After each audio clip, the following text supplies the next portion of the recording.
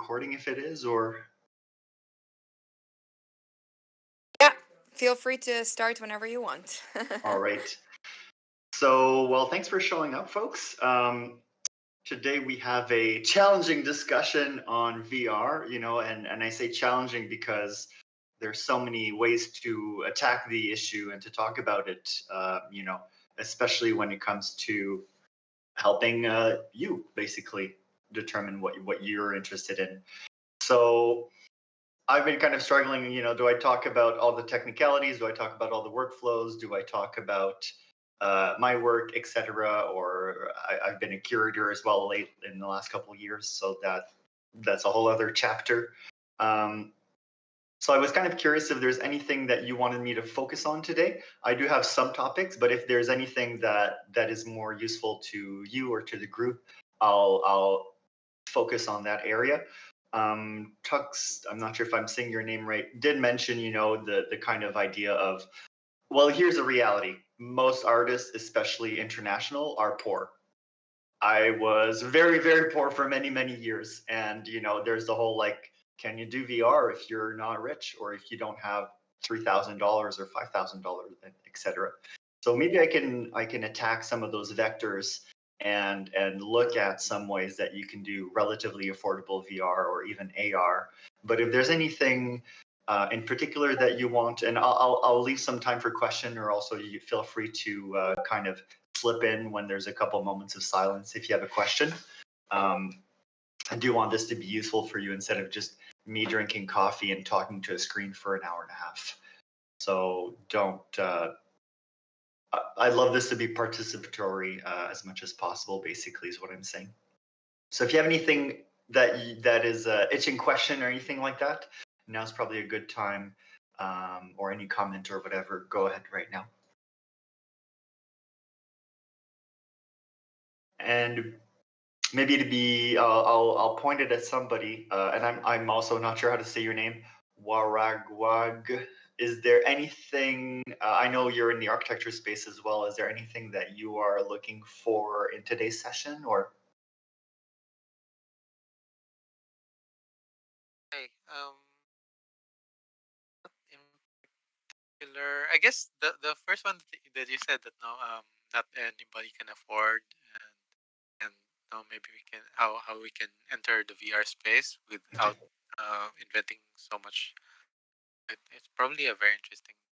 Okay, so let's go into that. All right, so the first thing is you'll need some content. You can do content, of course, with 3D software, whether it's Blender or 3ds Max or Maya or whatnot. You can do content the traditional way. What I personally prefer is doing VR art in VR, meaning I'm sculpting with my controllers. I'm making a space and I'm in the space, and it kind of goes to the whole philosophy of not designing through a screen. And I'll talk about that maybe a little bit more later. So let's just dive into the typical context that I've seen often. You're an artist, maybe in an not in America, not in Canada, and $500 is a lot of money, and $5,000 is even more money. So what do you do? Where do you start? Is it even worth it, etc.? So probably the best place to start is with mobile VR and specifically the Quest 2 headset from Oculus. Right off the bat, we all know it's owned by Facebook basically. So right off the bat, well, they're creeps. They're going to be recording everything. I'm not sure how much you can trust them. So it's I think it's $350 Canadian, which is maybe US, roughly. So $300-400 ish. It is a good headset, and what's really nice about it is that it's both standalone, meaning you can use it just by itself, or if you have a powerful computer, whether it's for gaming or rendering or anything like that, or if you're going to buy a powerful computer 5 years from now, well, you can use both, right? So when you're using it as a standalone, and I don't have it right now. Actually, it's in the mail coming up. But when you're using the headset as standalone, you're going to be running off the tiny little mobile computer on it. It's surprisingly powerful, but everything has to be limited, right? It's very much a mobile device. So think about it like games from the 2000, GTA 4. You're not going to get beautiful shadows. You're not going to get the full package. You're going to be able to access like 20 to 30% of VR experiences. And you'll be limited in terms of you won't necessarily be able to sculpt in 3D in a very advanced manner. But you'll still be able to use things like tilt brush, which is an application. It's kind of like you do ribbons of color in the air, and it really is a good way to start opening the mind, because 5, 6, 7 years ago, this just wasn't possible, and it does take a while for your mind to really start thinking in VR. Much like if you give a camera to somebody, is going to take a little bit of time for them to start understanding composition and lighting, things like that. So it is good to just open up the mind to VR, try it. There will be some good experiences as well. And a lot of like when we're talking about mobile VR and these less expensive types of VR, it unfortunately goes back to the very boring topic of game optimization. So it's if you're going to be targeting those cheaper devices that are more democratic, there's a bit more work to be done in terms of, well, you can't just say, oh, I'm going to put 1,000 castles and there'll be like flying lions all over the place and everything's going to be animated. You're going to have to basically have a budget. So think about low poly, right? Perfect example, if you say, hey, my character is going to be a cube with a little drawing on it, that's great. You're going to have a great time with mobile VR. If you say my main character is going to be a dragon and I'm going to model all of the scales and the eyes are going to be like diamonds and he's going to breathe fire all the time, it's like, okay, maybe take a step back, simplify. And so when we talk about game optimization, it's a very technical topic, but it's going to come back to things like the amount of triangles you have in your scene, the amount of textures you have in your scene, and the amount of live lighting that you have in your scene. So personally, I come from the architecture world, and I've actually worked at a startup that focused on mobile VR for architecture. So I've dealt with this problem on a professional level, just doing research and development on the topic and watching many, many videos. And basically, my job was all about learning game optimization for architecture. And you can imagine architecture, well, it's a whole city, is very complex in terms of the amount of polygons and triangles. So another topic that you can research is what's called baked lighting. And baked lighting is when instead of having a bunch of lights in your game that are dynamic, that if you move your hand in front of it, the shadow is going to change. What you do is you pre-calculate all of that light. So you may basically render the lighting for 2 or 20 hours, and then you have beautiful light. But then the disadvantage is that, yeah, if you have a character that moves in front of the light, the shadow's not going to update. It's not very interactive. It's not very interactive. However, like learning to understand all of these rules, you can start using them to your advantage, right? So personally, in 2017, for example, I was designing for Altspace VR, and at that time we were targeting the Gear VR, which was like a really early. It was running off your cell phone, so those were terrible headsets. It couldn't handle a lot of geometry. It couldn't handle a lot of textures, etc. It was just a very weak headset, and so you had to reduce everything. Instead of 20 pieces of art in the gallery, 5 pieces of art, the most simple ones. The architecture, right? The architecture, I remember I did very geometric, very squarish architecture. Actually, I can share my screen here and show you some of those. Let me just find my website.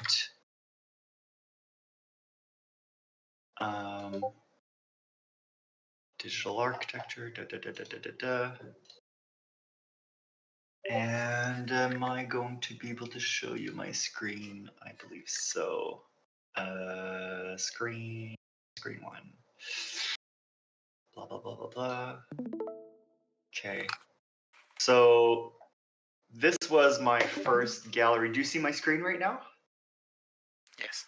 Perfect. So this was my first gallery. So basically, if you look at the architecture, it's just two towers. You can kind of see them on the left, and they're connected by a little corridor. And it's huge. And I think it was actually like 450 triangle for that whole architecture. So it seems like it's kind of complex, but because I use super simple geometry, it was like, when we're talking about architecture, usually we're talking about like 10 million, 5 million, 20 million plus triangles, whereas here it was under 500 triangles. So just by starting with a very simple geometric concept, I saved myself a lot of headache, and you're still able to have a very powerful statements with it. So this is the gallery at the time, and you can see that I'm just kind of choosing particular pieces of, like, when I look at this piece here, it's probably under 2,000 triangles. You kind of start getting a sense of how much triangle is in a piece of art just by looking at it, because you're just basically managing the amount of triangle in that piece. By comparison, if I look at kind of the fancier version that I did for the desktop later on this year, I filled the scene with as much as I wanted to. I didn't have that triangle limit anymore because I was working on the desktop. So the mobile headset may only be able to handle 4 to 5 million triangles total, whereas the desktop can probably go to 20 or 30 even, especially if the lighting is baked. And in this scene, all the lighting is baked. So that's why you're getting these very subtle shadows all over the place. Um, if you're looking at baked lighting by comparison, where the shadows will move, you'll never have that soft lighting here. And the reason for that is, let's say there's 10 live lights in your scene. Well, it's got to calculate the shadows 60 to 120 times per second. So it's doing a lot of calculation. Whereas with baked lighting, what happened is I said, okay, take your time, take like 20 hours, take a week if you need. Think about all of the shadows, and I'm never going to ask you this information again. And I'm going to save the calculations you have as a JPEG and then apply it to my geometry. So it's a little bit boring, but this topic of baked shadows is a way that if you understand that limitation, you're able to go towards a much more fine arts type of experience. You're not going to have the movement, like don't try to make it a video game, but for something static like this, you're gonna be able to have very beautiful, subtle light, and it's fantastic for performance. So then you're able to target mobile devices like the Quest 2. All right. I think it looks very good. Thank Yeah. you. So the Quest 2 is a good place to start, and I'm sure we'll get a Quest 2 Pro or Quest 2 3 within Quest 3 within probably a year or so. Normally, Oculus tends to release for Christmas time, so maybe we'll even get a Quest 2 Pro for this year, basically. So let's say you bought a Quest 2 Pro and you've started building within those limitations, and you've started having fun, etc. At some point, if you're able to afford a VR headset, what you can start doing is, let me just stop staring at my screen. What you can start doing is connecting your Quest 2 Pro to your computer, to your powerful computer, which has like, a real graphic card. Like, the headset is like tiny graphic card like this. A real graphic card in your computer is going to be like a big chunky brick that is going to be able to push you much further. So you can do that even wirelessly, which is fantastic because all of a sudden you don't have the wire to the computer, or you can buy a wire and then have access to it. So that's really what I suggest to artists who don't have unlimited means is start with the Quest 2. It'll open up your mind about VR. It'll kind of show you the possibilities. And a big thing too about creation for VR is I highly suggest consuming a fair amount of VR. There is an aspect of luxury there in research and development, but sometimes even for researching in architecture or for arts, right? You'll try a video game, and there's something about that video game from a technical or philosophical or whatever level that is fantastic. Like, for example, I remember playing a video game. The video game wasn't very good, but the teleportation system was just amazing. And like, for example, when you press to teleport somewhere, it would show you your future body where it was going to be, as well as like steps and like even the body walking through that. So by buying, 20 or 50 VR video games or whatever, you're going to be able to get inspired and just kind of pick up little things here and there. Or even, for example, the Star Wars video game, they had some really interesting ways of dealing with performance. Where, for example, at some point we have 3D vision, right? Because of our eyes, we're able to triangulate distance. But that 3D vision kind of loses itself after, I don't know if it's like 10 meters or 30 meters. So after that space, you can kind of start lying with 2D or even 360. So what the Star Wars scene did is, yes, they have a little bit of an environment, and it was designed for the Quest 2. So they're using really smart optimization techniques. So there's like a mountain, and there's like volcanoes everywhere. You're in this scene, and it's kind of like, Star Wars, you're on a very hostile planet, an evil planet or whatever. And what they simply did is, instead of making all of the background, all of the mountains in 3D, they just did, I think it was an animated 360 video. So you have a mix of 3D and 360. And it was very powerful. Like, from a technical level, I can figure out that it's a 360 image, but I can also just kind of get lost in the moment and be like, okay, yeah, this really feels like I'm in a movie, basically, because of those technical techniques or workarounds, basically. So is that good? Is there any questions on that? I'm not sure if I hit kind of all the points. How do you feel about it? I have a question about the connection stuff. I actually ordered the Quest 2 today, so hopefully getting that next week. Nice. But I was thinking about the cable stuff, because you can connect with the cable to the PC, but so it's possible to do that same thing with just wirelessly. Yes. So it is. What I would suggest is, what you need is, you're basically going to have your computer plugged in to the Ethernet cord of your router. And your router shouldn't be like on the third floor of your house. Your router should be within eye vision of your headset. So my computer's right there and the router's next to it. If your router is all the way back, or if you're stealing your neighbor's internet or whatever, you may want to think about buying a dedicated router just for your VR. And it's the same thing too if you're in an art gallery and you want to connect it to the router. Well, when there's a show and all of a sudden everybody's on Instagram and everybody's connected to the router, that connection is going to be weaker. So you probably want to have a dedicated router just for the VR, where nobody else has the password. And it's basically that connection between your desktop and the Oculus Quest 2. So specifically, you're going to be using the technology called AirLink. So you have to turn it on in Oculus in the beta settings. You're going to have to turn it on every 24 hours, and then it's going to connect to your headset through the wireless. You have to be on the same network. And I recently did a performance. What we did is we were doing VR graffiti using King Spray. And that's a graffiti simulator in VR. And we were projecting it live onto a giant wall outside in Montreal. And we were using the wireless. And just a little technical tip. One of the things that I had a huge issue with is, sometimes you'd go in and all of a sudden the controllers wouldn't move.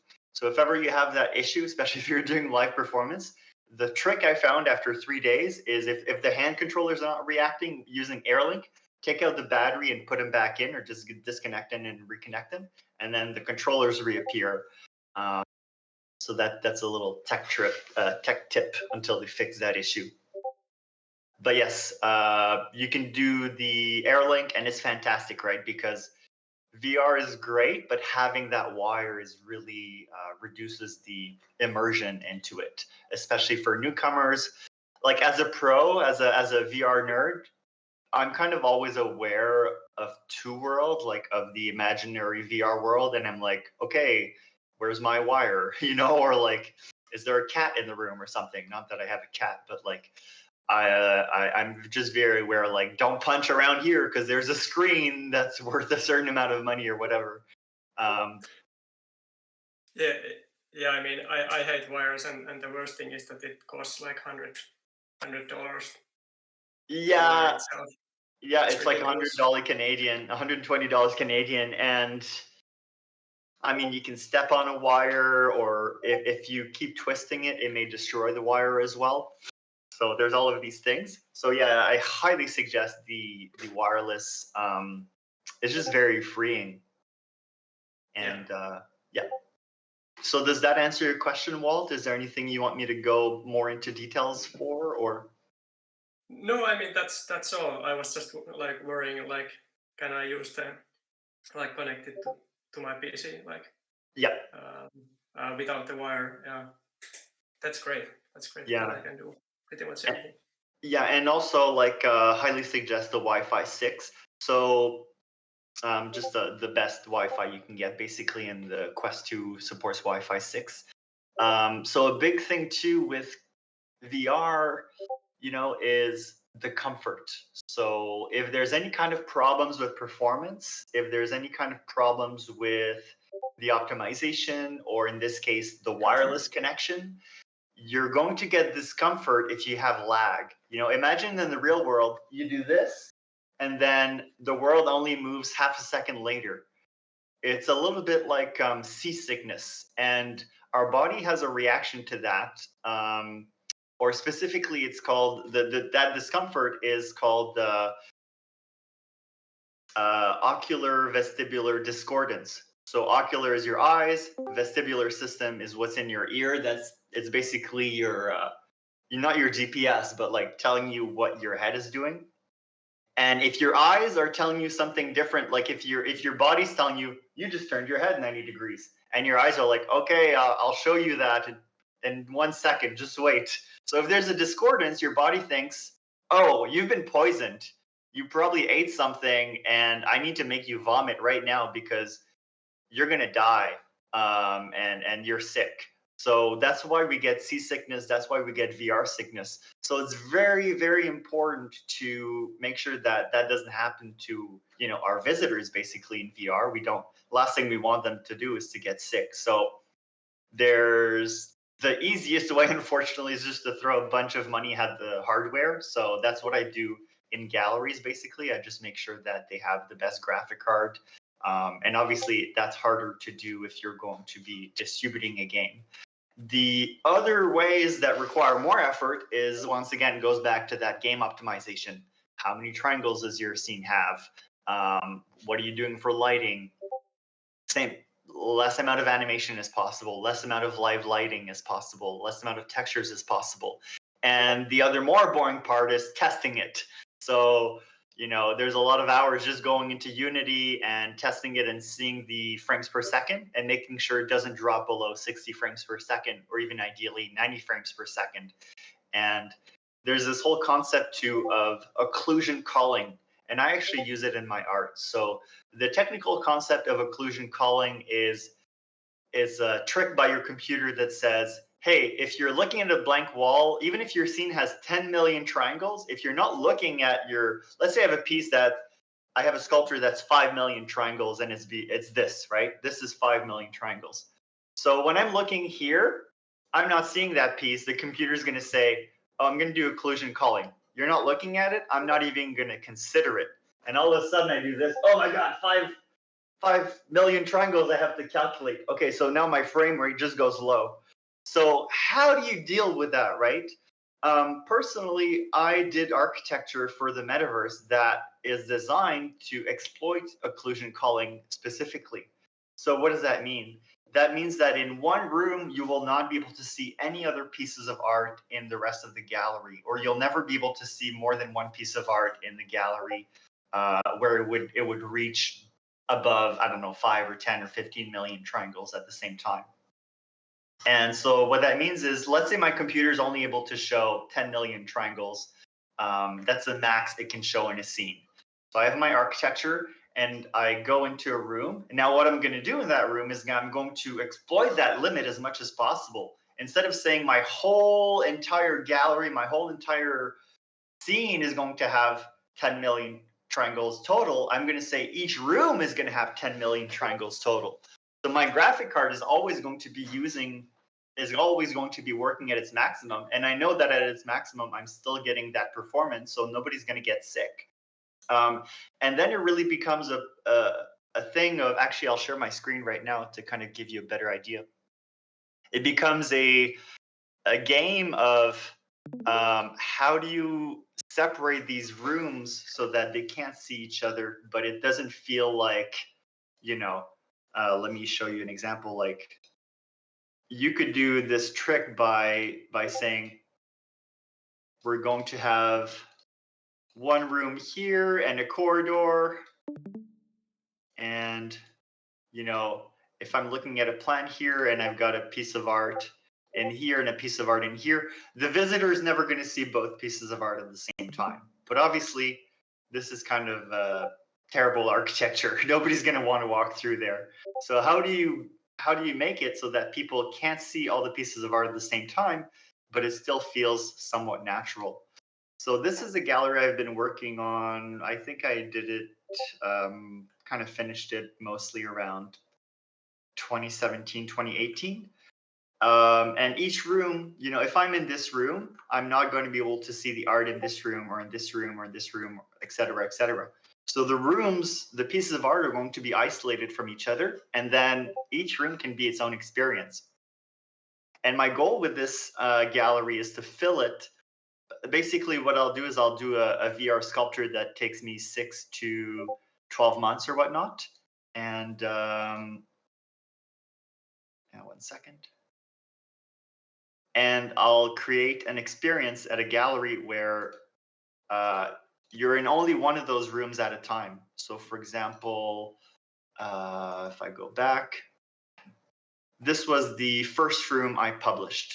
So this sculpture, I don't know, took me like a month to sculpt in VR. And then I placed it in one room and I baked the lighting very nicely so that, this is kind of terrible quality.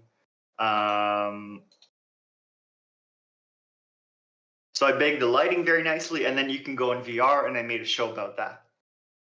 And then the next room I did was this one here. So that'll be an upcoming NFT project. So once again, this was sculpted in VR, and I think I've got a little teaser here.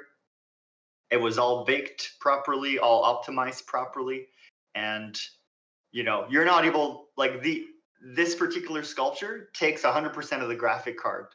And you're not able to see this sculpture, well, the other one, while you're in it. So I'm basically doing architecture to exploit the technology of occlusion calling. And you can do the same too, right? Just make sure that when you have your kind of masterpiece that takes all your performance, don't show another masterpiece, but you can have another masterpiece in the other room as long as you can't see both at the same time. All right, let's go back here. Oh, sorry, I wasn't even sharing my screen or something.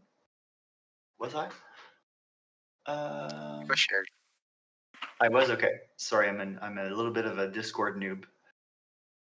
Okay, here we go. Got lost a little bit. Did that answer your question, Walt?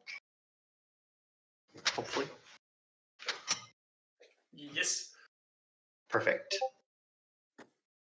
Okay, any other kind of questions as like an artist that you're having or struggling with regarding VR or?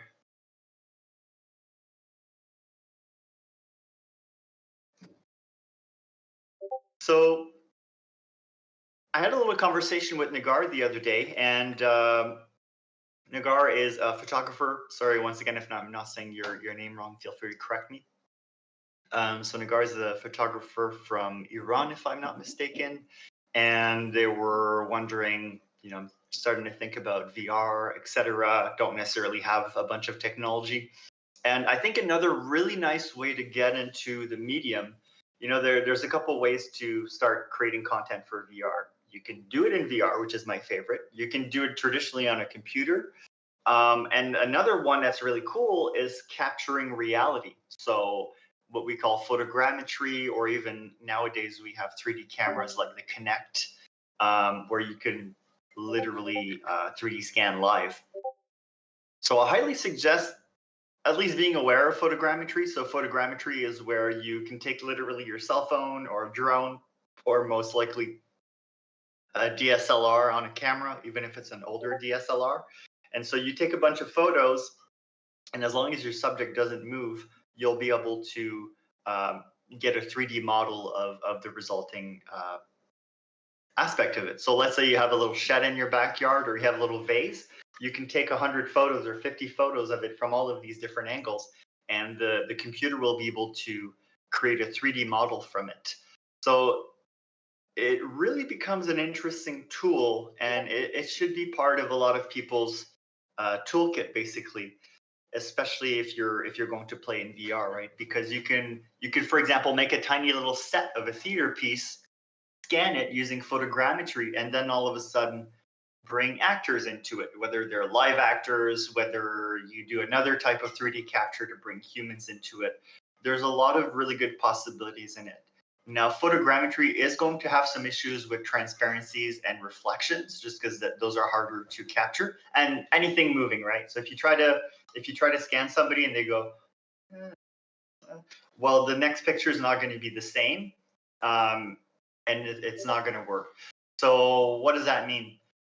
Static things are easier to scan. Architecture is easier to scan, and there are some limitations to that. Like, it's always nicer if all your lights are set and not moving. If you go outside and, for example, you take photos over 2 hours and the clouds change and there's people moving around, you're going to have issues, because your 100 photos won't necessarily be taking photos of the same 3D setting, basically. But there's a lot of potential with photogrammetry, and actually I can show you also a little one of my favorite events that I did, which involved photogrammetry. Let me share my screen again.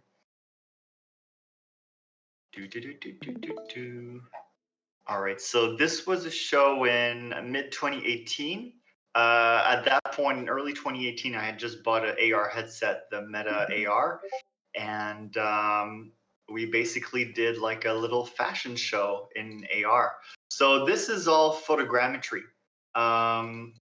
Let's see here. There's two types of 3D capture specifically. So here what we see is a high-end photogrammetry setting. And I'll show you, actually, I've got a photo down here. This was a setup that we had. So there's an expert in Montreal called Eric Paré, and he had, I think it's like 250 DSLRs that all take a photo at the same time. So obviously, this is not what I'm going to suggest to somebody who has like a $200 budget. He was just, I reached out to him and I was like, hey, could we do could you let us do one shoot and we'll say that you sponsored us? And he was so generous. He let us come in like 3 times, didn't charge us a single dime. And I believe that using the studio is like $500 per hour or $1,000 per hour with like a 4-hour minimum or something. So he was just very generous to allow us to use this. With that being said, we did a mix of this high end and this low end. So this is the high end. It's very good 3D scan, but it can't move. And this is the lower end. We're using a Kinect camera, Kinect 2 at that point. And it's like a $300, maybe $600 camera. And I think I have one right around 1 sec.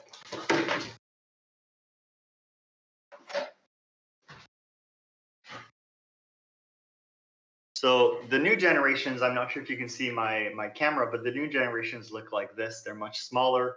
And this camera, you point it at somebody and it's going to capture them in 3D. What we're seeing on screen is from the older generation. But basically, it's a very affordable way to do this kind of theater or this kind of performance. You could scan yourself as well. And of course, we were kind of playing with these speculative things. Let me show you my favorite moment in here. And like these kind of techniques can very easily be adapted to theater, right? Like here, I scan the Rosalie's face, and then I put it as part of the architecture, and then we see a model come out from Rosalie's face. You can start doing things that are impossible to do in reality. What was the name of the camera you just showed? So it was Connect 2. What do we got here? Looks like this. And now the new generation is Connect Azure, which during the pandemic kind of went a little sold out, if I'm not mistaken. I think the original price was around $600 US. So as part of my curation job, instead of getting paid, this is what I got paid with. Is two of these beauties. Nice. And so yeah, is that wireless, or does it need like to be it connected is. to It's not wireless. However, it is made to work together. So one of the things that you may have noticed is like, let's say I have a person here. I'm going to show you my beautiful drawing skills. So let's say you have a person and the camera is here, capturing the person. You're only really going to scan what the camera sees, right? So you're only going to scan the front of it. Oh, why is it changing? And so what the Connect is really good at is actually working as a group, working as a team, and being able to say, hey, you know what? I'm going to use 5 Connects, for example, and I'm going to merge them together so that you're going to have captures of all of the sides, and then you'll be able to put them together. So that's kind of the main goal, is to not be missing. We see here behind their body, it just kind of, whatever's behind the body just kind of disappears. And there's a beauty to that. There's a kind of glitch aesthetic to that. But like, for example, that glitch aesthetic really worked well for this brand, because this brand is like kind of grimy, and like, this is the founder of the brand, Rosalie. And the brand is called Pretend Play, by the way. It's just one-off fashion pieces all made by hand. And Rosalie is like such a force of nature.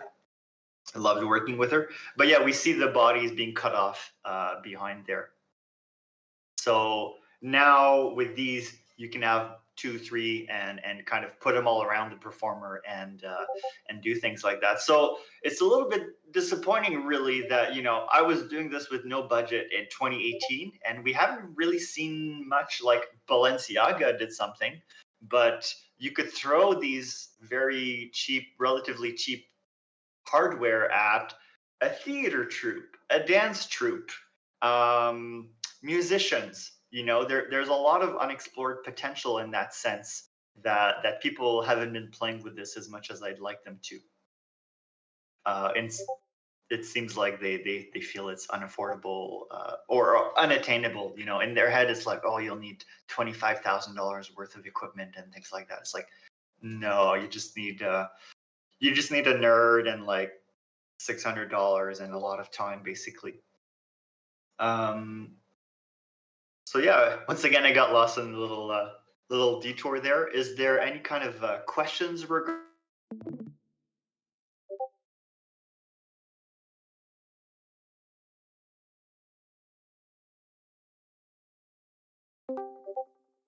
Sorry, I'm back.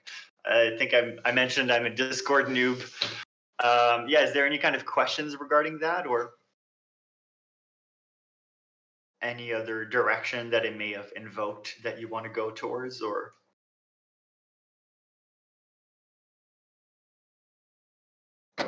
Okay. So let me see here. Hey Sam, Yeah. which software do you use to capture the data from Kinect? So I use this thing called Brickell Point Cloud Pro. And Brickell is a particular like Thunder nerd, and he's a Microsoft MVP, and he's just focused on 3D 3D capture from 3D cameras. So specifically the Connect Azure, but it'll also support cameras that are from Intel. And actually, speaking of other cameras, like Intel has 3D cameras like this. They're cheaper and they're probably not sold out. They're just not as good necessarily. You'll like I picked that one because it had a high resolution for 3D.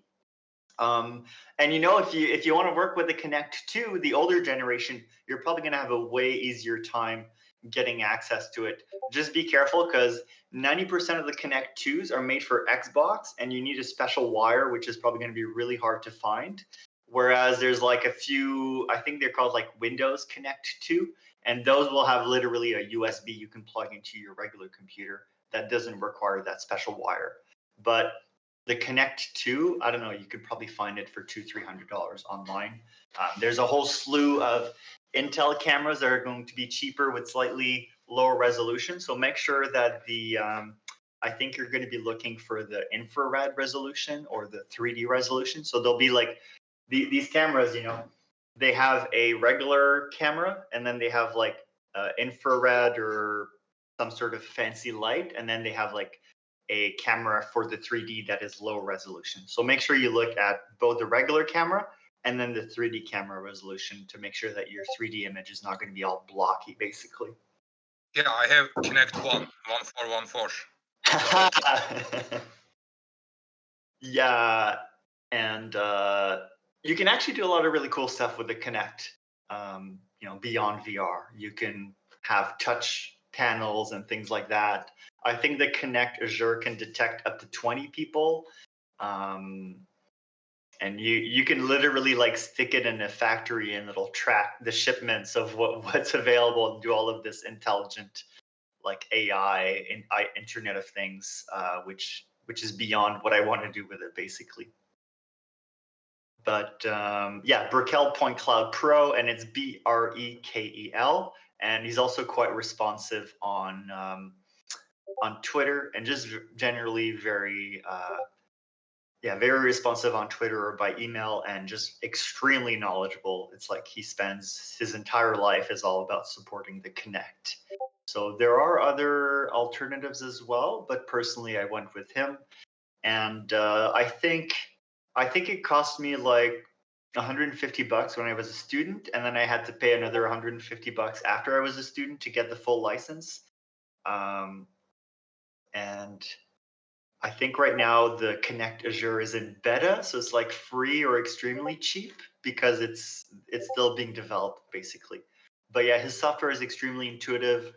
You press play, you press record, it records it, and then after that you can export it at the level of detail that you need, either as a point cloud or as a mesh.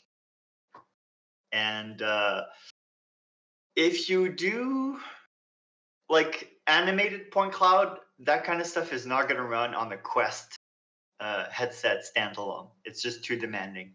However, if you do photogrammetry where you're capturing a reality and nothing is moving, those kind of assets, you can have it run in a Quest headset, especially if your texture is not too big and you don't have too many triangles. But like I could say, I'm going to scan my room and then I'm going to put my own 3D sculptures into it. That would be a reasonable thing. But I'm not going to go like, I'm going to scan the neighborhood and then it'll be like 20 dancers and 30 actors in the space. That's never going to run on the Oculus Quest. And even on a desktop, it's probably going to require a lot of optimization.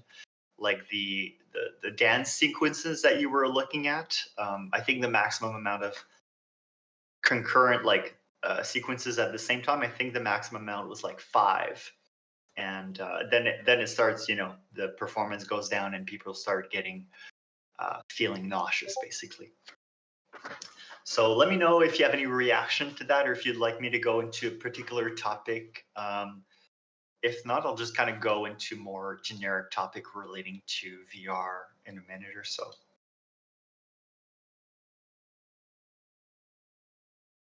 Okay, you recommend the 360 camera for like static architecture photogrammetry? Any good? No, not really, because I recommend a tripod with a DSLR, even if it's like, my DSLR was like $300 like 4 or 5 years ago. So even if it's like an older DSLR, those are still good. Even on your cell phone, if you have a relatively new cell phone, you'll probably be okay. Or what they do is they'll just take a drone or a video and they'll say, okay, well, I'll take an image every 5 seconds of that video. I'll take one of the images as long as it's clear and in focus.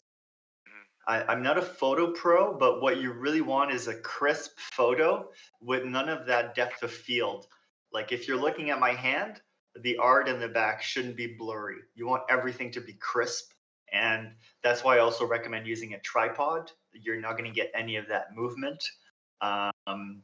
And the other thing with photogrammetry, especially if you're doing it in an outside environment, is wait for a cloudy day. Because if you take images and it's sunny and you see the sharp shadows, like that shadow is going to move over the hour that you're taking your 75 or 150 photos or whatever. So today is a perfect day outside. It's extremely cloudy and basically, not to get too nerdy into lighting, but cloudy is going to provide a very diffuse lighting with no hard shadows, which is exactly what you're looking for.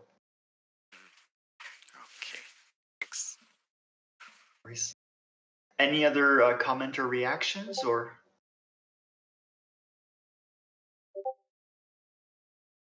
I will dive, and feel free to interrupt me or whatever.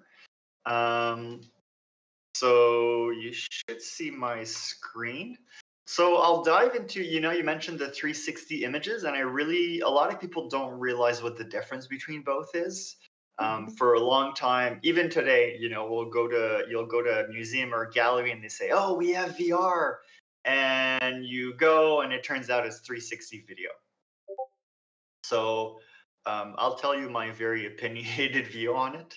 So 360 video is not VR. Boom, boom, boom, boom. So specifically, it's immersive media, but it's not VR. And why isn't it VR?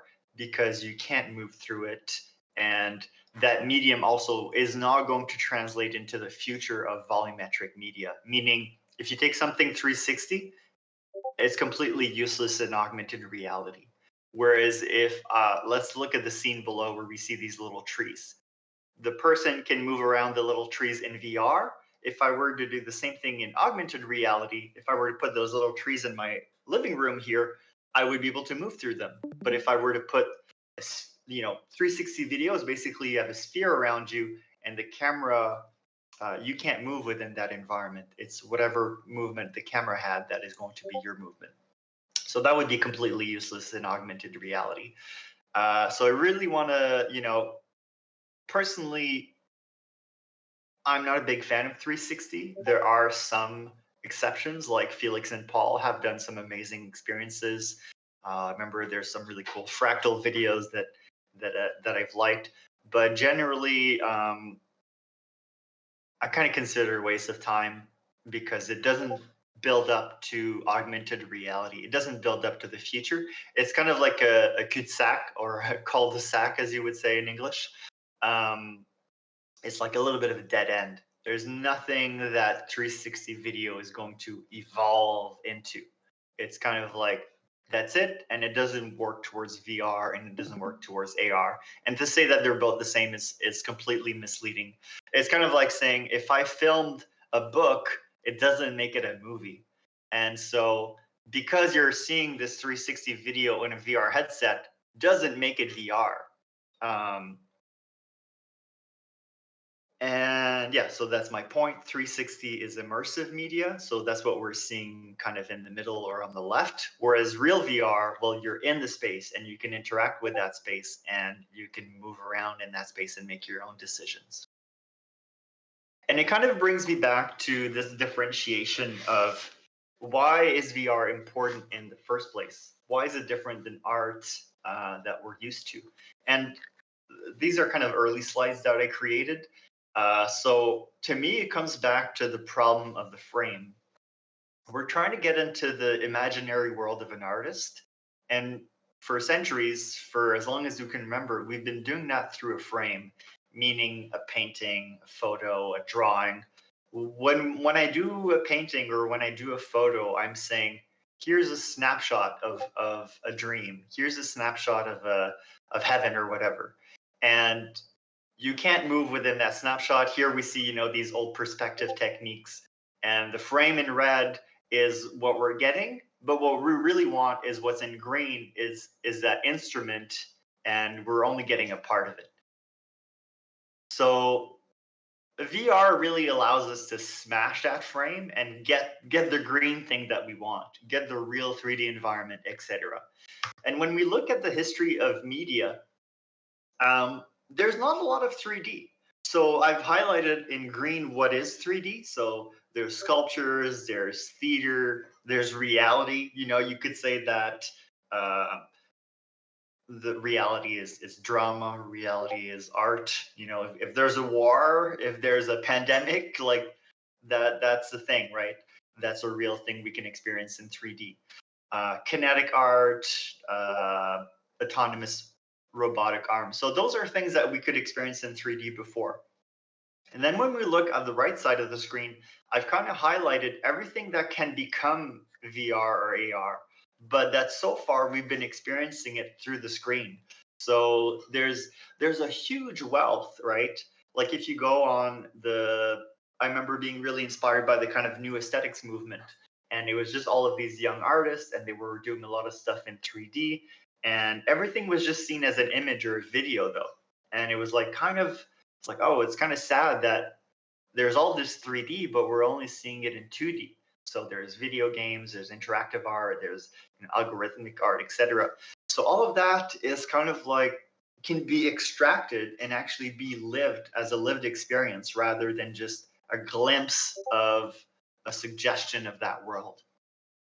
So I think the future is just going to include a lot more 3D and immersive media and volumetric media, but there's all of this archive that with a little effort you could make it into a VR or AR experience.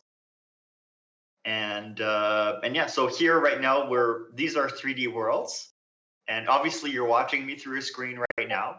And what we do is we want to take that screen and smash it into a million pieces and never have to look back, because we're seeing these dreams through that frame. But obviously it's not the same as being in that reddish forest, as being in that dream, in that hallucination. So as I wrote here, it's kind of a false visual metaphor that we can finally escape.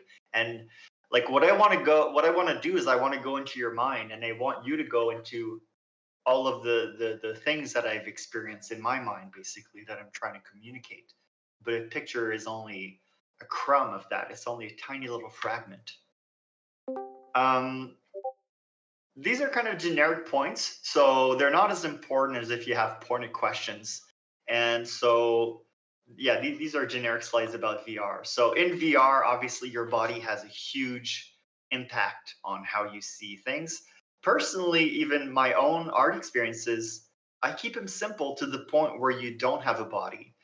And it's kind of a decision because of a limitation of technicalities and budget and time. Like, I don't necessarily want to start putting a bunch of effort into putting a body or doing something generic that I won't be happy with. But like, I have art shows and galleries, for example, and the people go into my VR experiences, and for a lot of them, one of the most striking things they discover is that they don't have hands. They go like this, and then they go, oh, I don't have a hand. Or they go down and they look and they go, oh my God, I don't have a body. And I'll tell them it's like the most extreme type of diet where your body stops existing. But that's a psychological shock. And it's part, I guess, you could say that it's part of the language of the new medium. And of course, you can put a body to people. Another thing that's surprising is that a lot of people that are new to VR will be fascinated by the fact that they can walk through matter, that they can walk through your art. So, at first I was like, oh, this is kind of lame. That's not what I want them to remember from this. But the emotional impact that it had on them was quite high. So eventually I did start to encourage it. And or I remember specifically, I'll show you the piece. was it? It was this one in particular that people loved walking through. And I remember this person, you can kind of watch people in VR and reverse engineer what they're thinking. And they were just standing in front of it, thinking silently and kind of judging. And after like 2-3 minutes, they go like, "Can I walk through it?" And it's like, of course you could walk through it. Like, what do you think? The VR police is going to come by and beat you up? Like, what is stopping you from walking through it? But it's really fascinating to see people's reaction to this new mathematical reality, I guess, of like, you're in two realities at once. And a lot of these things I take for granted because I've been doing VR for so long, but it's kind of like a breakthrough moment for other people to say, I can walk through matter. And there's an extremely visceral reaction to it of like, let's say the art piece is there, they go, "Ah!" and then they're going through like some emotional thing as if their eyes are telling you you're dying, you're going through a wall right now, and their body's saying, man, there's nothing.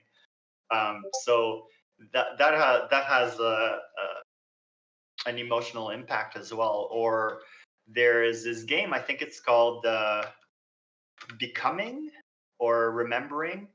Let me see here. I think it's called Remembering, and it's basically an abstract experience of birth. So it's kind of like an abstracted version of what it would be before you were born, basically, when you were, in the womb, etc. So it looks a lot like this. And I think it's this one that at this point there's kind of like these spikes that come through you. And so you're just kind of slowly advancing, and there's these spikes. And I remember there's one like 3-meter spike that just goes right through your head, and it goes as it happens. And yeah, that was extremely visceral. Or there's I remember there was a horror game where like this giant disgusting creature comes in and stabs you in the stomach, and I just remember being like, "Ugh!"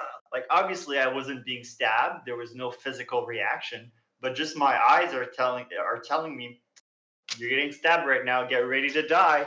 And it's surprising how much your body believes your eyes when there's no other, it's fake, and there's no other senses telling you that you're about to fall, or that there's movement, or that this person is there.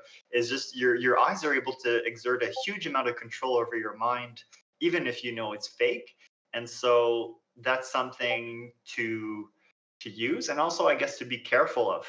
On a more speculative level, we can imagine that something like virtual reality could be used, for example, as a torturing technique, a non-physical torture technique where you could create these extremely uncomfortable situations, like, for example, a nausea machine, or forever falling, or just, I'm not going to do the research into it, but you could use some of those capabilities of VR to do extremely uncomfortable things and terrible things, honestly.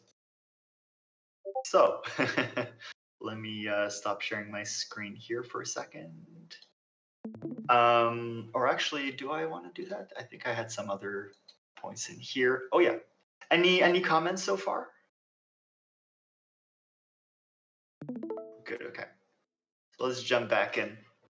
Another aspect of VR is accompanying people through entering and exiting. So it's very important that people feel safe, and there's a whole art. You don't want to, like, in a gallery, you don't want to like have a headset on a computer on a table and be like, oh yeah, figure it out, put it on, etc. One of the most successful, like the transition into and out of VR can be traumatic. Like I could be in a white room and put you in a VR headset, and all of a sudden you're at the top of a mountain and you have vertigo, right? So you really have to kind of like warm people up to it, kind of tell them a tiny little bit about what to be expected, or at least that what they're entering into is a comfortable experience. The most successful kind of bridging of that gap that I've seen, I think it's by Laurie Anderson at the Phi Center, And what they did is they had a wallpaper. When you came into this room, it was completely black, and they had a wallpaper where it was scribbles of chalk all over the walls, and it said these walls, these names, etc., like in an artsy way. And then when you went into the VR experience, it was the same environment. So it was really a nice smoothing of bridging of those worlds. And the other thing I've seen in VR, as part of my architecture work, I've done probably close to thousands of demos in VR, and same thing with VR in art galleries. I'm generally the one putting on the headset and taking people out and guiding them through it. And I highly encourage you to do that if you're going to be showing your VR, because you learn so much through it, and you see how people react to your art in ways that you wouldn't have expected it. So what I found is getting out of VR is almost more, I don't really want to use the word traumatic, but it's the only word, shocking, I guess. So getting out of VR, like let's say you're in one of my worlds and you take off the headset. Now it's not like you're going back to reality. It's more like now you're entering reality, and that can be more of a shock. So often what I say is like, welcome back to reality, or like this is the Montreal VR simulator, or like this is the gallery environment, etc. But yeah, you really want to. There's a lot of finessing that can happen in smoothing that experience to both go in and go out. So don't take it for granted. And anything that you can do to refine the experience of coming in and out of VR will be highly appreciated by your audience, and will really make a better piece from your experience. And you can almost make a piece that's all about that process even. Or yeah, really focuses on that process. All right. Actually, yeah, this is a good point. So I talked about the limitations of the Oculus Quest earlier. It's hard. It's not. It's only going to give you like 20% of what you want if you're doing 3D modeling. However, there's an exception to that, and that exception is Kingspray, which is a graffiti simulator. So if you don't care about VR in terms of the 3D aspects of it, and you want to, you know how to do graffiti, the Quest 2 is going to allow you to do graffiti using Kingspray, which is the name of the app, and it does it like full featured. And not only that, but you can do multiplayer Kingspray with up to 4 people. So, for example, I've done Fora de Compasso from Hickett Nunk. I've done a session with him. I've done a session with Thor from Hickett Nunk as well. And getting a headset for Thor in his country was quite expensive, much more than in the US or in Canada because of restrictions and borders. I'm gonna say he's from Brazil, but I think I had that wrong. Anyways, and his country, there was a lot more. You can't just buy from Amazon, for example. You have to buy from like the specific website that's only accessible in that particular country.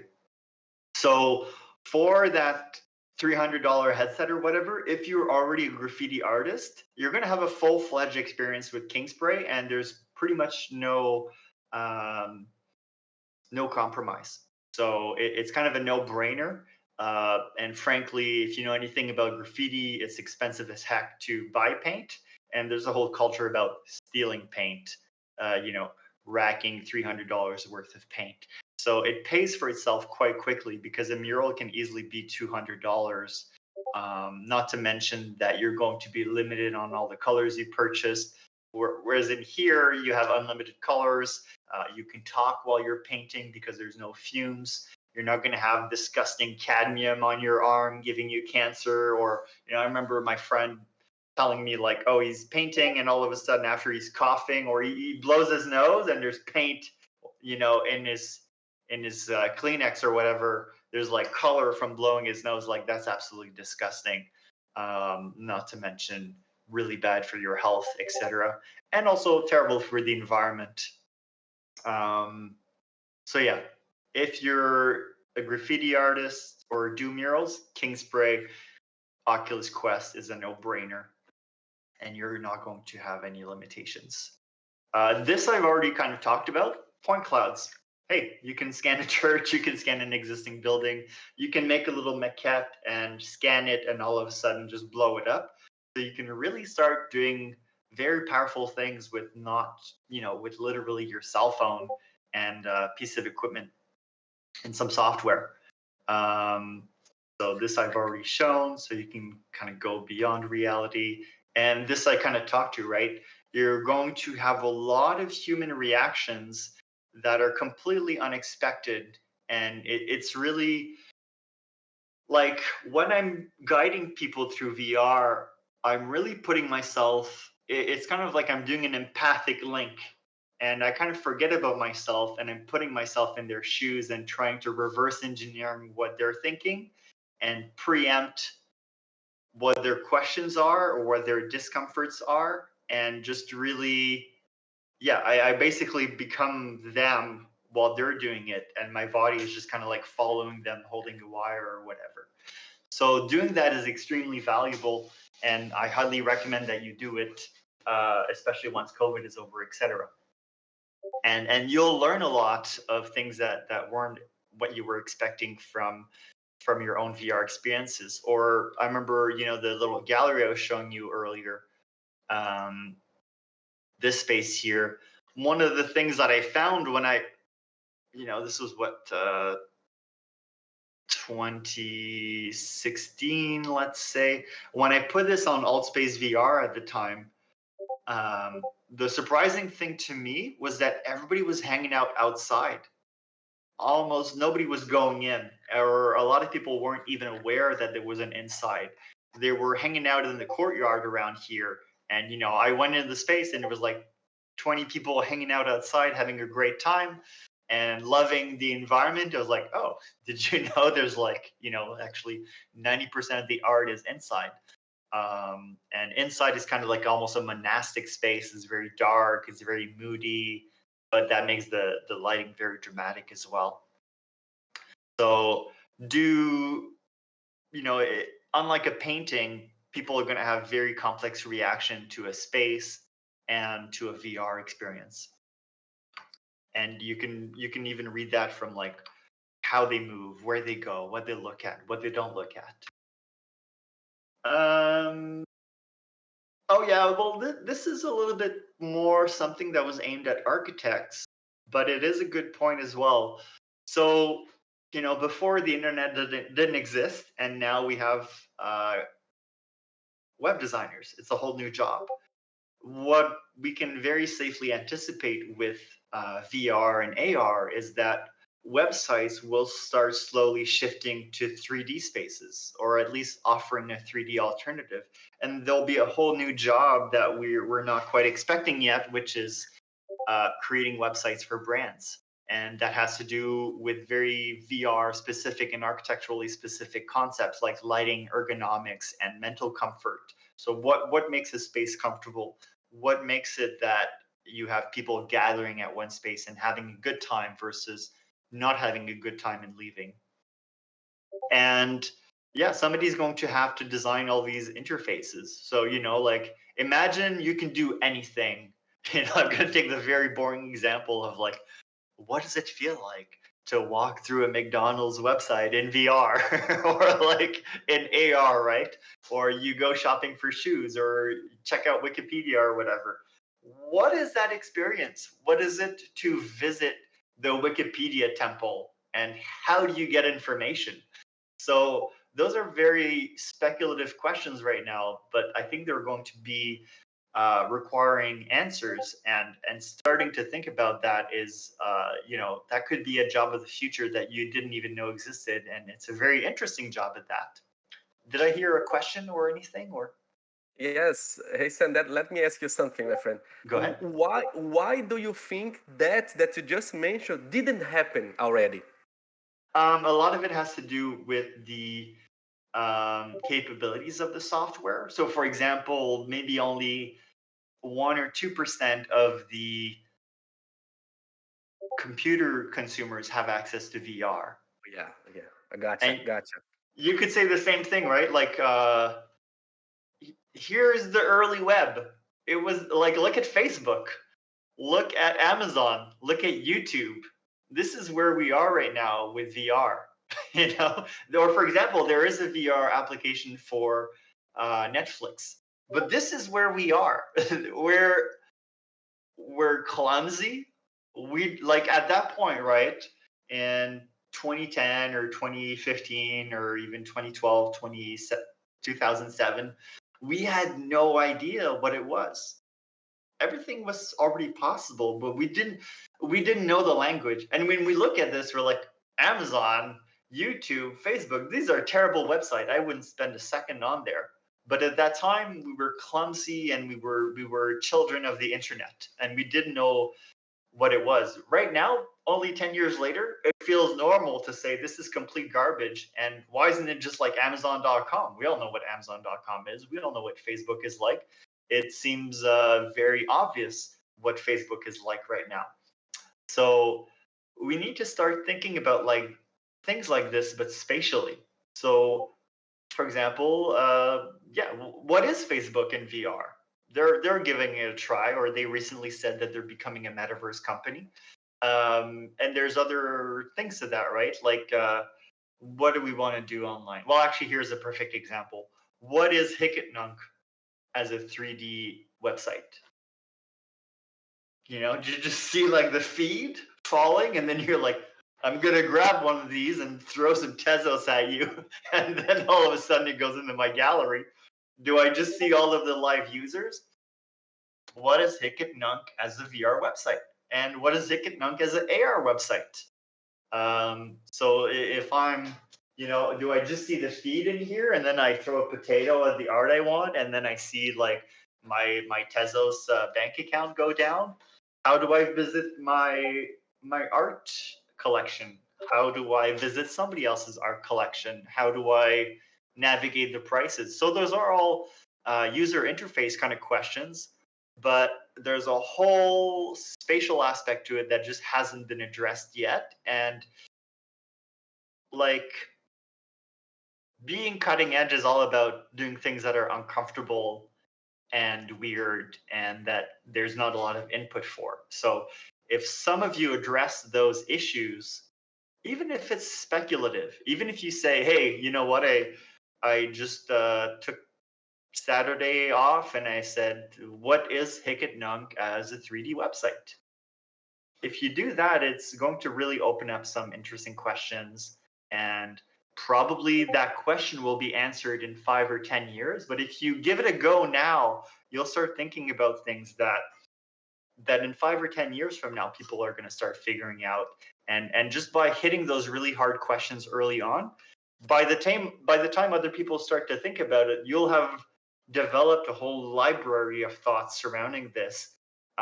Same thing, right? Like I said, play VR video games, play AR video games, and you'll start building a catalog of problems and answers. And sometimes just being aware of the problems and thinking about it for 7 years in a row is more important than the solution itself. And yeah, it kind of comes down to the question I implied many times: how the heck? What's like we're at the point where we have to develop a spatial UI, a spatial user experience. And what is that, right? How do I buy art online? Or I remember actually, to go on Twitter for a second, I was just kind of going through my notes, and I remember talking about this with Talent, who's a really good programmer I've worked with, and not a programmer, he's like a creative coder, you could say. And this is a sketch that he shared with me in 2016, this idea of like, how do you navigate VR art? And so there's a little sculpture and you have a previous next button. Cheers. And yeah, so it's obviously probably not the right solution, but it's kind of fascinating. And like, imagine if you were to sketch out like 100 of these types of solutions, you'd have very, very interesting concepts to go into. Once again, I'll bring it up to the audience. Is there anything you want me to kind of go into? I see, there's probably 15 minutes left. It is Saturday. I'm not sure how fresh your coffee is. I don't want to keep you up too long, so I want to make sure I address some of the particular questions that you folks have. I mean, just for imagination, you know, imagine if you could access all those great generative piece of art that are happening right now, all these creative coders, if you could experience this kind of work, and obviously all kinds of work, but highlighting these specifically kinds of work in VR, how crazy would it be? And also another question, there is these browser apps, right? That are going on right now, and that they are really hyping right now, where you can access the VR experience, right? What do you think about of them, like crypto voxels or RU spaces and this kind of stuff? Oh, Crypto Voxel, I'm not super familiar with. What was the other one? We have Decentraland. We have this. Right. These browser apps that are going out. You can access a VR experience to see all the art, all the NFTs that are going on. Right. Are you using any of them, or I don't know? Not really, because I do have like, this is my funny image for the metaverse, but I do have a good computer and a good VR headset. So, it's kind of like if you have the Mercedes, you're not going to use the bike as often. Yeah. But it's like, to be honest, personally, I used to, go ahead. Do you think they aggregate positive to the culture of VR? Absolutely. Yeah, absolutely. So it comes down to the fact that it's hard to do art for mobile. I showed you some of my early stuff with um, the Altspace VR rooms where it was all about optimizing and things like that. And it's hard to do that, and it becomes a huge limitation. Of course, it's good because it accesses many people and it democratizes the art. But at some point, personally, I got fed up with it. And I actually started exploring the exact opposite, which is kind of what I've explained with the occlusion calling architecture and the VR sculptures. So instead of saying I'm going to optimize it for this mobile device so that more and more people can get it, I was kind of finding that it was creating a mediocre experience. Yes, it was democratized, but it was mediocre. And so what I started, I kind of rebelled against my early efforts, and I went the exact opposite way. And I said, you know what? I'm going to push the performance to the maximum. I'm going to I bought like a $1,200 graphic card at the time, which was a very huge investment. And it allowed me to create bigger scenes and to create renderers that I couldn't render before because my graphic card wasn't powerful enough. And the other thing I did is I built another computer, a small computer that I said, this is going to be the gallery computer. And it's got the same graphic card. So whatever I design on my home computer, I know is going to run on the gallery computer. And at home, what I'm going to do is I'm going to make that graphic card sweat. I'm going to make it work to 100% to the point where you don't get a bad experience and people don't get sick. But I'm going to use every $1,200 of that graphic card, and I'm going to put as much geometry as I can into it, which is what resulted in these very complex sculptures that you now see, where I'm kind of like pushing the graphic card to its limit.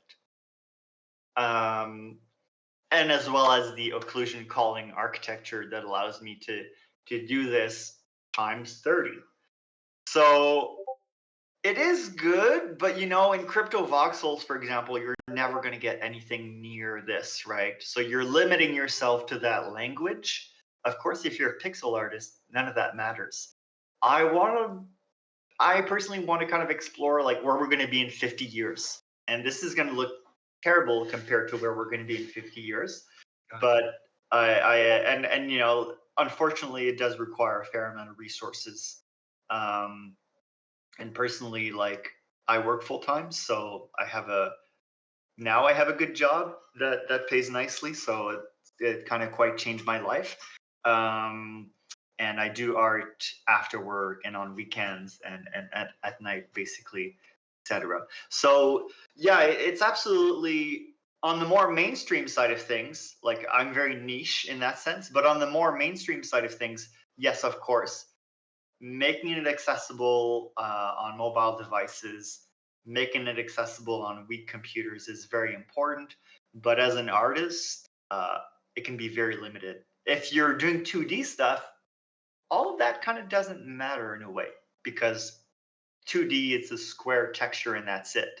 But if you're doing 3D things, you're going to be limited quite quickly. Or like, let's look at maybe my Hikitnam collection for a quick second. Gotcha. I'm going to look too. So I'm still sharing my screen, right? I'm not sure. Let me see. I Oh. don't know. I don't think so. Oh, Yes. sorry. You okay? Yes. Good. So for example, Oh yeah. Sorry. So for example, this piece here, very easy to put in a mobile device. And I did it actually specifically so that it would be good for low performance. My challenge was basically, how do I create something with a low amount of triangle that still has some sort of emotional resonance to it? Because if you've seen any of my art, I kind of just tend to go like obsessively into detail. And so this requires a lot of restraint from me. Whereas if you look at this piece here, already we're seeing that it's taking longer to load, and there's a lot more tiny little detail. So if I had 20 of this piece versus 20 of the other piece, like this piece may have 10 to 20 times more triangles. So, I'd be able to show maybe 5 of these, but 30 of the other one I just showed before. So it really becomes like you basically have a triangle budget that you have to think about all the time, and it's great because it's democratized, but you're always kind of limiting yourself to that. Whereas an artist, you kind of just want to go, hey, you know what? I have a dream, and it's got nothing to do with my budget triangle or like the fact that the person is going to have a weak computer. And unfortunately, I imagine a future where the galleries have good VR computers, basically. And you go into most galleries, you go into most museums, they know how to do VR, they know how to do AR. And of course, we're not there yet. I'm trying to kind of spark that quote unquote revolution and accelerate it as much as possible. And it kind of comes down to the fact that it's really hard to sell VR. I've been doing VR since 2014, 2015, 2016, etc. And you can't just go into a gallery and say, buy my VR art, etc. So that's why a lot of VR artists have also turned to NFTs to kind of start selling their art. And my goal is really like, as an artist, I've had to spend most of my time trying to facilitate it being possible for other people to experience my VR art and it being possible for other people to buy my VR art. So I'm really trying to make it so that if another artist comes by in 10 years and says, hey, you know what, should I be a painter or should I maybe try VR art? And then they look at the galleries like, oh, the galleries don't know anything about VR. They don't know anything about computers. They don't know anything about selling VR. I want it so that future artists come in and they go in the gallery and they go, oh, the gallery has a computer. They have a VR headset. They know how to sell it. They know about NFTs. Okay, great. I'm not going to have to limit myself to being a traditional artist. I am going to buy this headset and I am maybe even, now that I've tried VR, maybe I will start saving money for a VR desktop. So I've had that problem and I'm trying to make it so that, if I was born 20 years later or 10 years later, I wouldn't have that issue as much. And it is a hard thing to change in the industry, but I do believe that it's possible, especially if we start introducing VR headsets in schools, in galleries, and in museums on an international level, even to the point of having a strategy on an international level, whereas Canada or the US would say, hey, we need to have a VR plan because it's like, we need to have an internet plan. You just don't let the geeks take care of it. You need to say, hey, the internet is so important that is going to change the economy in our country. And obviously it has. And I do see VR and AR as being close, in importance to what the internet is doing to us right now. Gotcha. This series is really dope, my friend. Really enjoy it, man. Did you do this with the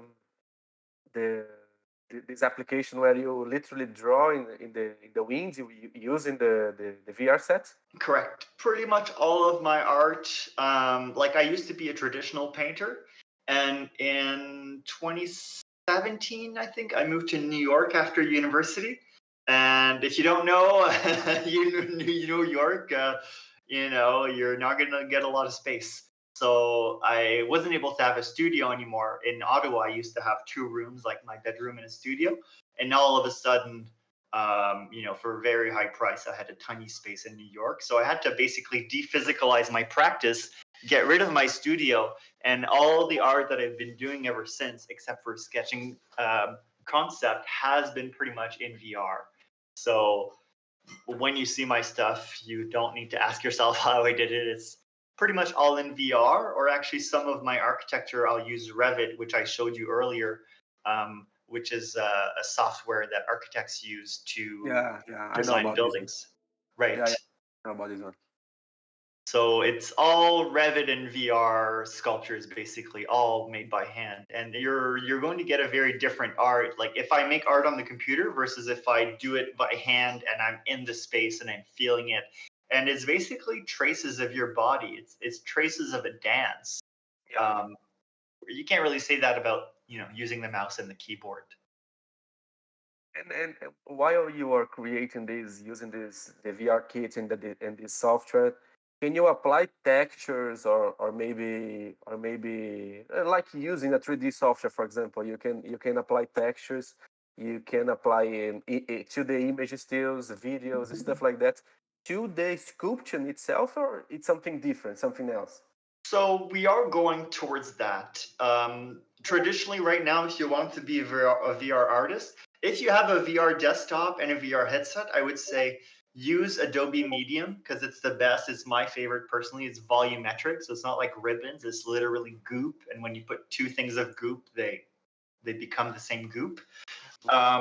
So that's my favorite, and I've been only doing Medium in the last 2-3 years.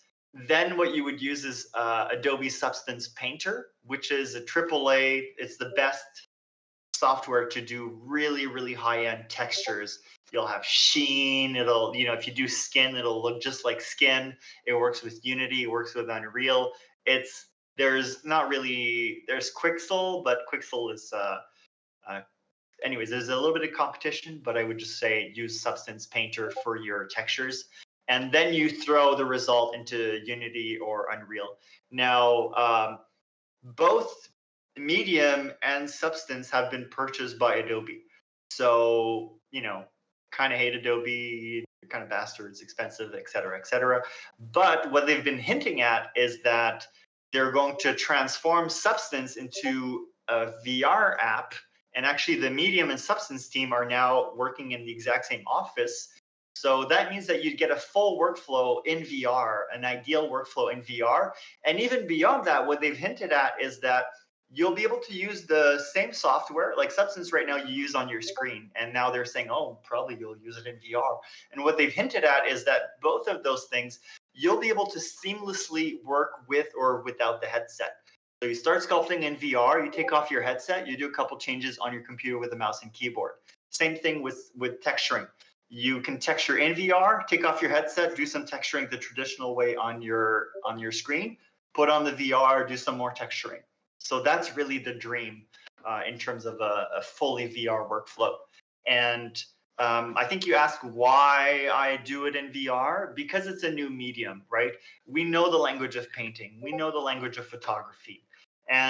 Or for example, photography is a great example. When we did photography, everybody went, okay, well, for thousands of years, we've been basically doing bad photography with painting, trying to recreate reality. All of a sudden you go, click, ooh, I got the entire city. I don't have to paint it. I have to draw it, and it's perfect, etc. So why would I spend a bunch of time painting reality? Now I'm going to start painting abstract things. I'm going to start painting feelings. So the photography really changed the landscape of art as a medium because it opened up all these new possibilities and made some hard things very easy. And we're going to see the same thing or something very similar, and there's going to be a shakeup through the language of VR, or in VR architecture, you could say the same thing, right? I don't need to design things that are possible to build anymore. I can design using teleporters. I can design knowing that you're going to teleport. So I would never build a platform, like a Mario platform where you have to jump in real life, and if you fall, you die. But in VR, I know that you'll have a teleporter and you're going to experience the space in a very different way. So really early on in 2017, I was like, VR sculpting is going to create a completely different language.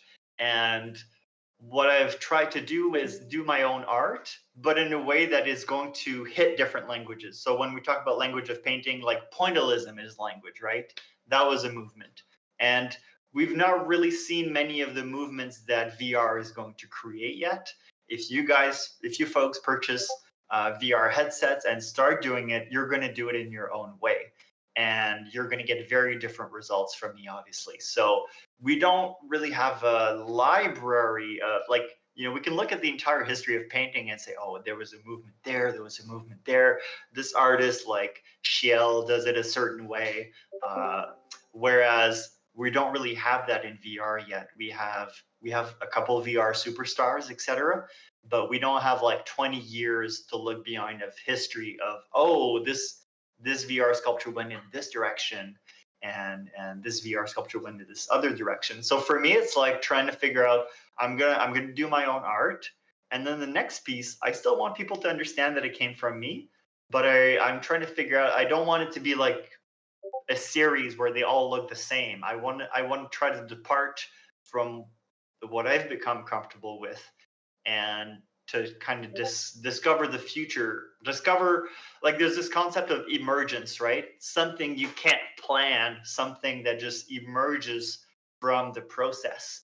And it's really that discomfort that keeps me alive and that keeps me motivated to keep going. Like I could do what I was doing 10 years ago forever. I could do the same thing over and over and over, but I'd rather be uncomfortable and not know what I'm doing, and discover, basically. Keep discovering. Yeah, I think that you just mentioned is just the out of this that comes the greatest art pieces, right? Out of this practice, that going out of your comfort zone, and in the purest way, just experimenting with things you don't actually know, that you be inventive, and then you innovate in the fields you are working on, right? Yeah, I think it was David Bowie's in an interview was like, if you feel comfortable, you're probably not at a good place, or you're not deep enough in the water if your feet are still touching the ground. So you're in the wrong place. So keep going deeper until you feel kind of lost, basically. So yeah, I think it's probably a good time to wrap it up. We're a little 5 minutes over. And unless there's any kind of other kind of questions I can address, I hope this was useful. I try to make a PowerPoint, and I've just finished 2 jobs for festivals, so I was a little bit overwhelmed. I have a quick question about the NFT platforms and VR stuff. So apparently there's not many NFT platforms supporting the actual VR experiences. So I think in Hikenunk you can maybe in 3JS you can do some kind of. Yeah, well, Hikenunk will support GBL. That you can view They'll support GBL. You have things like Showtime. I think they have their own little things. To be honest, at this point, I wouldn't necessarily use some of the NFT platforms that are out there, except Crypto Voxels is kind of okay, but I don't like the fact that you have to pay. At this point, I would probably say just create your own space in Unity and put it on Altspace VR with QR codes, because what is it, like Somnium Space, for example, is kind of a little bit of a hyper-capitalistic hellscape.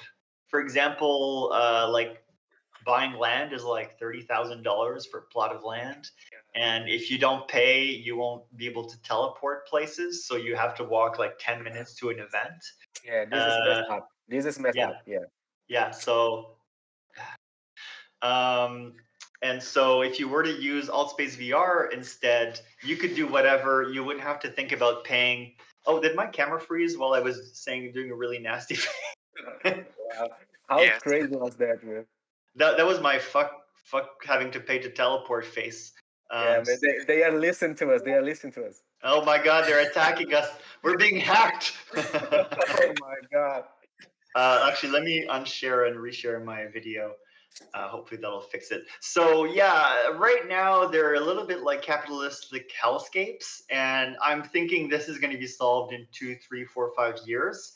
But if you don't want to wait for that to happen, you can make worlds right away in AllSpace VR. You can make worlds right away in VR chat, and those communities, they're not based on NFTs, but they're very active communities.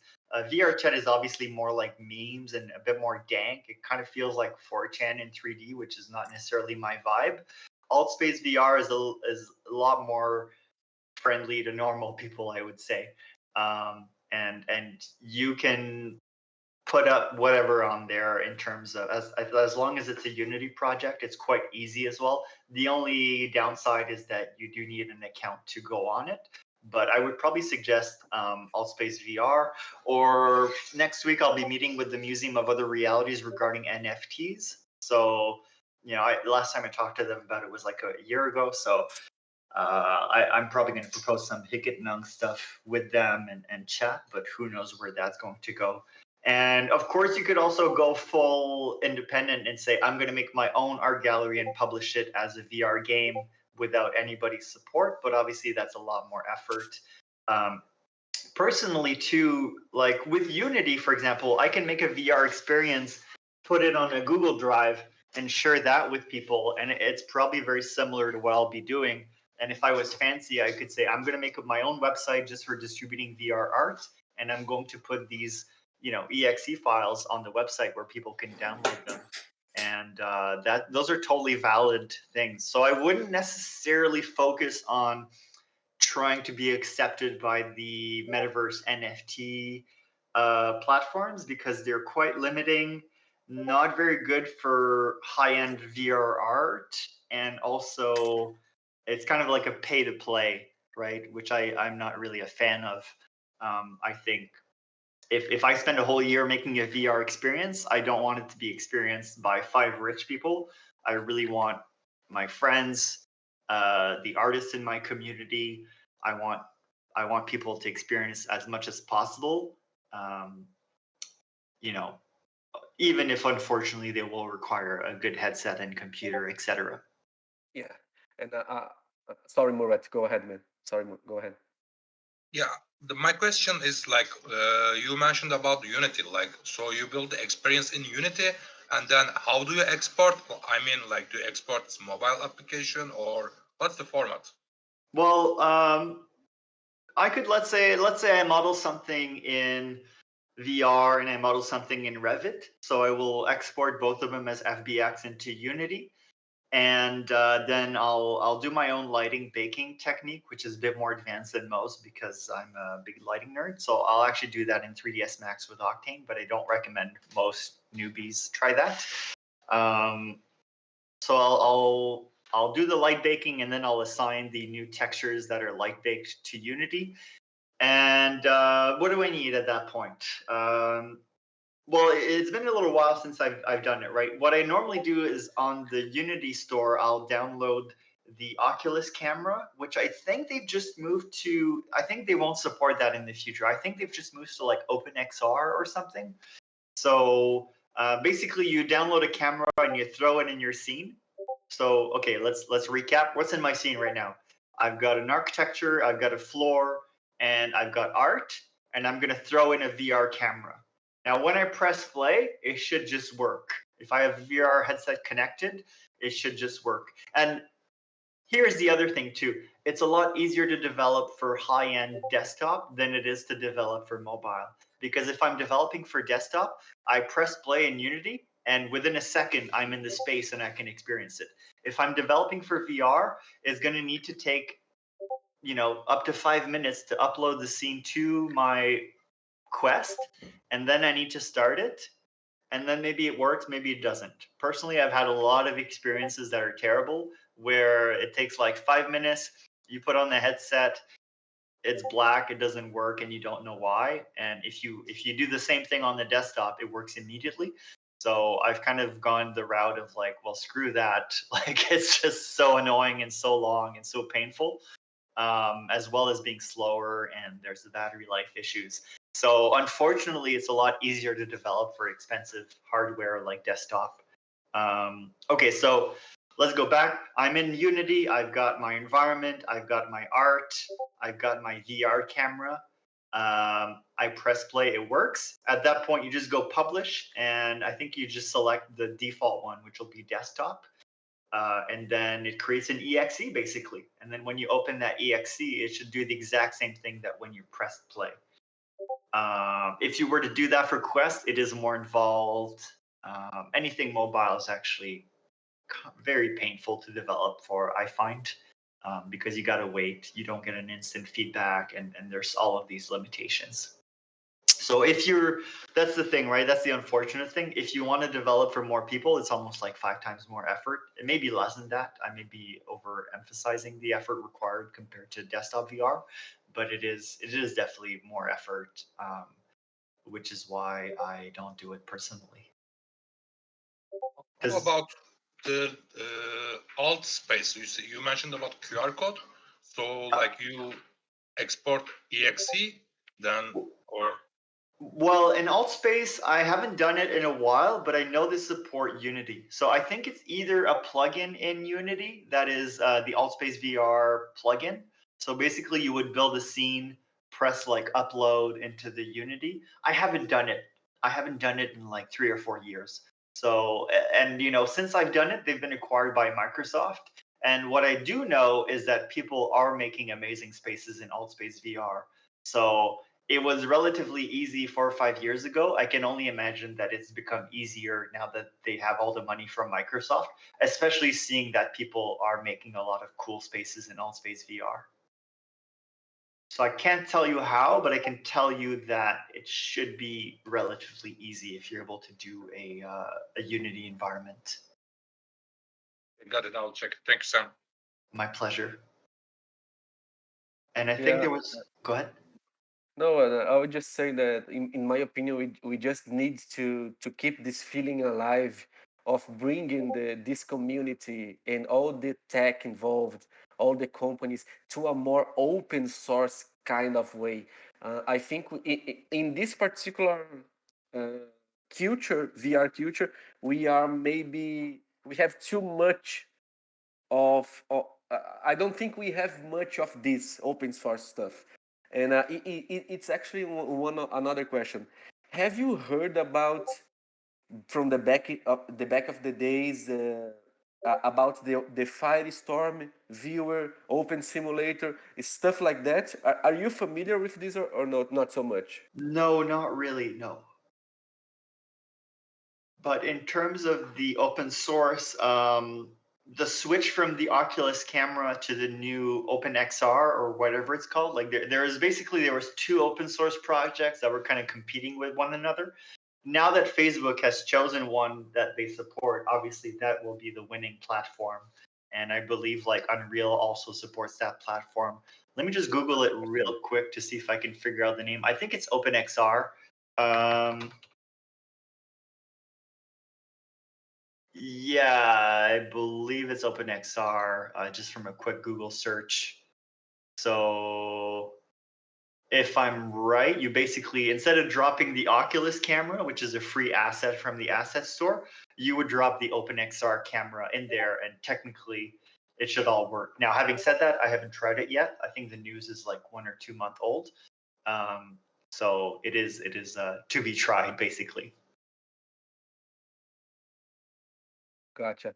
And I think it's really important to bring the tech to the people, you know, to bring the tech to the masses, to the countries that people cannot afford the products, because otherwise all you got are artists playing around with the art creation. Because I think artistic wise and creations wise, it's really amazing. Yeah, You're working with some kind of completely new stuff, completely new realities, and that's a lot of innovation to come in this way. But if you do not bring it to the masses, somehow you are just keeping it to it. You know, absolutely. you are not expanding your visions. You know. Yeah, and let me tell you how I'm addressing that.